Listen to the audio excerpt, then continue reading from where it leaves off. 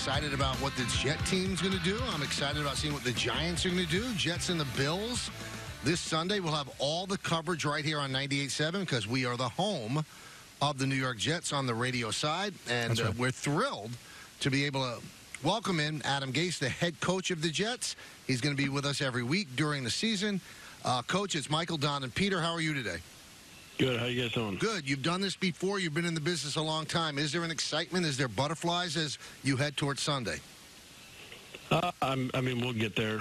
We haven't even practiced yet, so we're still kind of going in the game plan phase. And, I'm sure once we get to that Friday, Saturday, Sunday, then, it gets the excitement built up.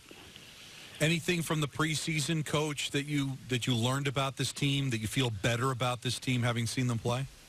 Yeah, I think that third game, especially on the offensive side, just kind of, we were a little frustrated there early. I think it was good for us to kind of go through that, kind of see how everybody reacted, see how everybody was able to kind of really wire in and put a drive together after, a couple of tough ones. I think that was something we probably needed to go through because it felt like things were going smooth those first couple of games, and sometimes you learn the most when things kind of get a little bumpy. You've been working, obviously, very closely with Sam Darnold, and that's going to be one of the keys to this team's success. You saw him from the outside looking in. Now you're inside. Is he better than you thought he was? Has he been good to work with? What exactly are your thoughts after a full preseason with Sam going into the regular season? Yeah, I think when you have the ability to be with somebody every day and watch them practice, watch them work day in and day out, that can really change kind of the perception of the outside compared to when you're actually, behind the curtain with the guy where you realize, wow, this guy works extremely hard. The way he practices, the throws he makes in practices, how intense he is in everything he does, and how he wants to be a great player. Those are things you just never know until you're actually with somebody, and you're working side by side, and to just kind of see how he's gone about this whole process. I've been very impressed, especially for a guy that's as young as he is. All right, you didn't coach him, but you definitely watched him last year, prepared for him. How much different is he? How much better is he from 2019 to last year? I think just his whole experience he went through last year was so good for him, and the injury and then coming back and just seeing how he responded through all that, and how he took in what Josh was doing when he was playing, and then he used it in the last couple of games that he played in. I think that was valuable for him. I think he learned a lot. You can see how quickly he grows. He just, certain things, he sees it, he might make a mistake the first time, and then the next time he's got it cleaned up, and mentally it just keeps moving quicker and quicker for him to where he processes everything a lot faster every day. Coach, you really took ownership over the Avery Williamson injury. I thought it was certainly a nice thought, taking responsibility for that. But obviously, that's just the thing that has to happen when you're trying to play players and get different looks. How frustrating was that, and have you been in contact with Avery since? Yeah, Avery's been here every day. It's just kind of how we run our program. When we lose a guy on IR, it's just something that we believe in, that we want those guys to make sure they stay engaged, especially a player of his caliber where, we want him in meetings. We want him helping, younger players. We want him to be involved in what we're doing, whether it be, road games, home games, whatever it is. When he's able to kind of really move around a little better, we're going to expect to be seeing him every day. We've talked about kind of the process going forward, what he can do to help himself. He'll have certain situations where we're talking about going through a week and come with the offense and learn as much as he can on the other side of the ball, so he can use that to his advantage. Now, obviously, Ryan Khalil's been a really good player in this league for a long time, and he's been practicing, but he has not played in the game yet with Sam. Are you concerned about that, about him just going right into action after essentially retiring and then coming in late? Practice, the competitiveness that, I've been watching in practice between our offense and defense. I think it's, it feels like a game to us every day anyways. And I feel like those two guys have good chemistry. There's a lot of communication going on. I think that, Sam being with Jonathan, the last couple of years has been beneficial to him. I think, any transition that Sam is going through, I think it's happening quick because he's been with a guy that's sharp and knows what knew what he was doing at that position as well. So I think Ryan is really, trying to make sure he's got a great grasp of the offense. He'll find little ways to be able to help Sam, and then at the same time, Sam's going to be able to find ways to help him. Do you feel the same way about Lev Bell?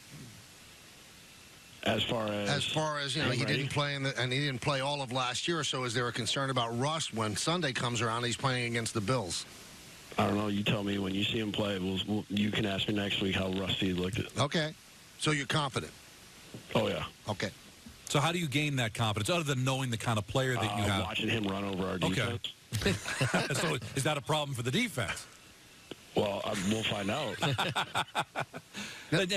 And two, we talked about a lot, just the corners and the things happening with the defense. But Greg Williams is such a good coach. How much do you just rely on him being able to scheme through any holes or worries that you might have about the D? Yeah, I don't know how much I'm worried about anything on that side of the ball. I love our coaching staff. I love that what they got going on. Those guys are going to do what's best for our players. I think our front's going to is going to help us out a lot. And I think those guys they do a good job as far as, applying pressure on quarterbacks. It might not always look like that in the sack numbers, but those guys do a good job of being disciplined in the rush lanes and creating pressure on the quarterback. And, hopefully we're going to be getting the ball out quick. And then, that's when mistakes happen. That's when guys get chances to make plays. And, with those two safeties we got, those guys are going to have a good opportunity to make a lot of plays and get turnovers. And then our corners, if we can get everybody healthy and ready to go, I think we'll be all right. Adam Gase, Jets head coach, is a guest here on the Michael K. Show. Adam, is there a concern, and you're curious about a part of your team going into the season that you're just not quite sure of yet? No, not really. I'm just excited to kind of see these guys just get turned loose, play for 4 quarters. That's really the biggest thing, these first 4 games. I mean, we haven't even really played a full game yet with our starters. So it's really going to come down to when we hit that second half, how good of a condition are we in? How mentally strong are we? If we get in a tight game, how are we going to react to that? We talk about a lot of these things. We just haven't done it yet. And I do like how tight this locker room is. I like how, close this group is and how when things get really tough, this is when, you find out how close this group really is. In a perfect world, Coach, would you want to play your starters more in the preseason, get more of a feel going into the regular season, or do you like the way things are set up in the NFL now? Well, I mean, anytime that we can get reps, you always wish you had more practice time. It just doesn't, you feel like you're rolling into the season, and it's just kind of like, well, we'll see what happens. So, I mean, we try to get as much as we can out of practice, make sure, do what we can to make sure that we get everybody there healthy. It just doesn't always work out that way, but whatever practice time we have, we're going to try to use as much as possible to get us ready. Do you stress out over this last weekend, Thursday, Friday, making those final roster cuts? Is that a tough thing for you emotionally? Were there some guys that you really hated to let go of? Yeah, that's the hardest part of our whole profession, and I think that's any coach and personnel guys. I mean, you think about it, being around somebody since April, and then all of a sudden you're telling them, hey, we don't think you're good enough, and right. It's just, there's nothing fun about it. Now, it's a little rare, Coach, for a team to cut a guy that they picked in the 3rd round. You guys did that with Palit. What was behind that? What didn't you see that you wanted to see with him? We talked about what we want to do. We want to keep the best 53 players, and sometimes, it's not what everybody thinks is right, and the good thing is we really don't care. So, I mean, we're going to keep who we think belongs in this locker room, and there's a reason behind it, and that's kind of how we're going about our business. There were reports out there that he was fined $100,000 by the Jets for missing meetings. Is that true? I mean, anything that happens like that, we're keeping in-house. So when things like that leak out, then I'll find ways to handle it myself. Was everybody in agreement in that room? Obviously, the GM's no longer here. Was everybody in agreement in that room to pick that guy with the third round pick? Yeah, I mean, reflecting back on all that stuff, I'm pretty sure I blocked that out of my mind, so I don't even really remember. Why'd you shave? I'm not sure. I just did. That's the same answer you gave when I asked why you grew the beard.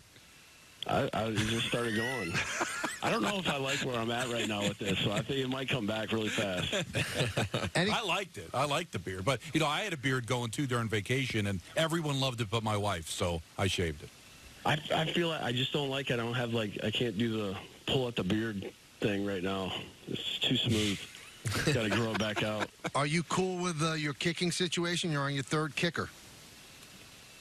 Yeah, that's an entry. That might be a first for me, right, in that area. But I know this. We were going through this process, and we were kind of in that whole, looking at him when he was about to get traded to Minnesota, and we felt really good when he got traded there, and then when he's free, and all of a sudden we have a chance to get him, we pounced on it.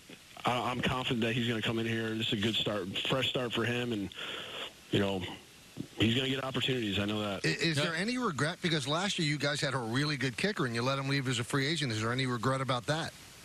Yeah, I mean, decisions are made at that time, and we are where we are right now. Yeah, I don't know how much you follow baseball, but like relief pitchers, it seems like it goes year to year. Like you don't want to base what a guy did last year because it could change the next year. It feels like the same with kickers, right? Like just because you had a Pro Bowl year one year doesn't necessarily mean it's going to translate to the next season. Yeah, I think it's been weird the last few years. It seems like the guys that leave their team and get paid somewhere else haven't had a lot of success, and the next year they're with a different team. So that's been kind of weird. I haven't really seen that. The last couple of years it's been like that, but before that, if somebody left, usually they had success and came through. But, with our situation, it is what it is, going into this first game, but I feel good about where we're at right now. You, Buffalo, Cleveland, New England bye. Do you like the position? A lot of people complain about the bye being really early. In this case, with a couple of hard games right there at the top of the year, do you like the bye positioning, or is it too soon? I'm all for having a bye. 2 years ago, we didn't have one. We went 16 straight, so right. You're never going to hear me complain where a bye is. The fact that they said, hey, you get a week where you're actually going to get a bye, I'm fired up about that.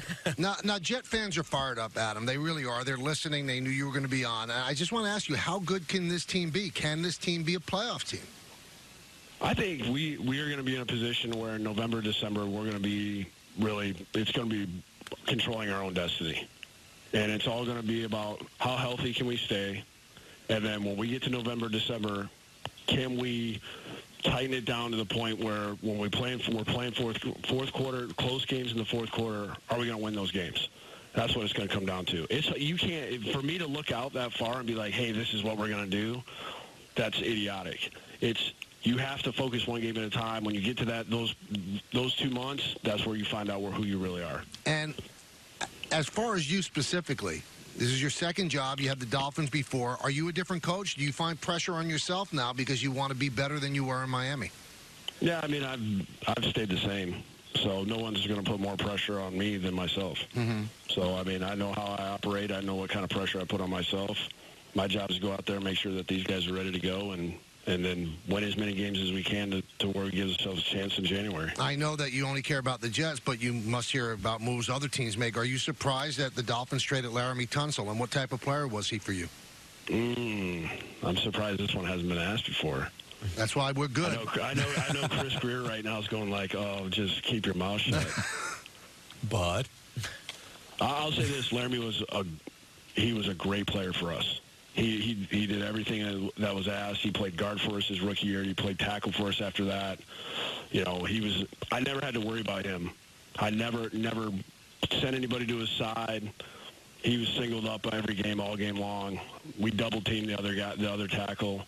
So, I mean, Laramie was one-on-one every game, no matter who it was. So it sounds like you were surprised and that Bill O'Brien made a good deal. I think Bill got a really good player. He got two good players. Hey, listen, Adam, we really wish you the best of luck. Obviously, we're partners. Jets are on the station. Mm-hmm. We want you to do great, and hopefully we'll have fun talking every Monday. All right, guys. Thank you so much. Have a good one. Adam. You got it. Yep. That's it.